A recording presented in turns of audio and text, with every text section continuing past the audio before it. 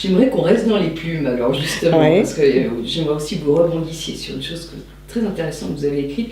Parce que nous sommes très forts dans l'installation des automatismes anesthésiants et confortables, nous avons besoin de secouer les plumes de nos qualités d'éveil en nous rappelant de picorer les bonnes graines et de ne pas nous nourrir de n'importe quoi. C'est quoi aujourd'hui la pire des nourritures, la pire malbouffe? La pire malbouffe, la pire nourriture, c'est celle qui ne nourrit pas, en fait. Que ce soit dans l'assiette, dans l'être, dans l'âme, dans les relations, etc. C'est ça la pire nourriture. C'est j'ai mangé mais je ne suis pas nourri, en fait. Et donc j'ai encore plus faim, j'ai encore plus d'avidité. Et en même temps, je perds des forces. C'est ça aussi, finalement. Quand on est mal nourri, on n'a plus de force. Et c'est un peu comme si l'époque actuelle amène beaucoup de nourriture, finalement, de sollicitation à tous les niveaux. Hein. Et c'est un peu comme si on avait le choix de manger un petit bonbon là, alors c'est sucré, c'est bon, sur le moment ça semble, on va dire, le summum de ce qui est à savourer. Et puis finalement on s'aperçoit qu'une fois que le goût est passé, il n'y a rien derrière. Hein, et on va courir comme ça. Et ça, cette métaphore du bonbon, on peut l'appliquer à beaucoup de choses finalement. C'est-à-dire, on consomme beaucoup, et de fait, on gaspille beaucoup de temps à ne pas être nourri. Beaucoup d'informations, et il ne reste rien, quelque part. Donc, à un moment donné, il faut savoir aussi revenir à du plus consistant. Se poser, c'est comme faire sa nourriture. Ça va prendre un peu plus de temps que de mettre quelque chose à chauffer rapidement.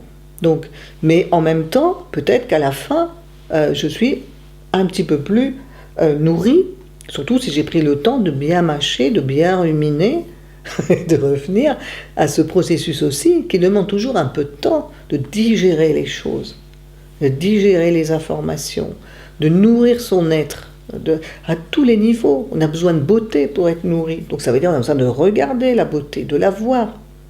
On n'a pas tellement besoin de réenchanter le monde est déjà enchanté, c'est juste qu'on ne peut plus le voir, qu'on ne le voit pas. Donc c'est apprendre aussi à prendre un peu de temps pour poser son regard, pour voir les nourritures essentielles, la nourriture matérielle, terrestre, etc., mais il y a les nourritures affectives, spirituelles, et tout ça, ça prend aussi forcément un peu de temps, ça demande qu'on donne du temps à cela.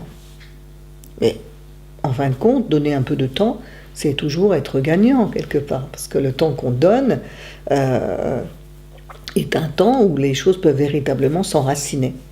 Les racines de la présence, effectivement, manger des racines, finalement, c'est aussi se renforcer soi-même, se redonner, on va dire, des forces à tous les niveaux. Et aujourd'hui, on a bien besoin de retrouver cette nourriture de la terre, du ciel, nourrir toutes ces racines. Le ciel aussi est une racine.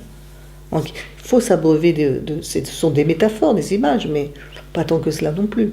Il faut s'abreuver de ce dans quoi nous sommes immergés. Il faut vraiment arriver à discerner aussi les bonnes nourritures des mauvaises nourritures, les bonnes graines des mauvaises graines. Alors ça aussi, c'est un thème spirituel.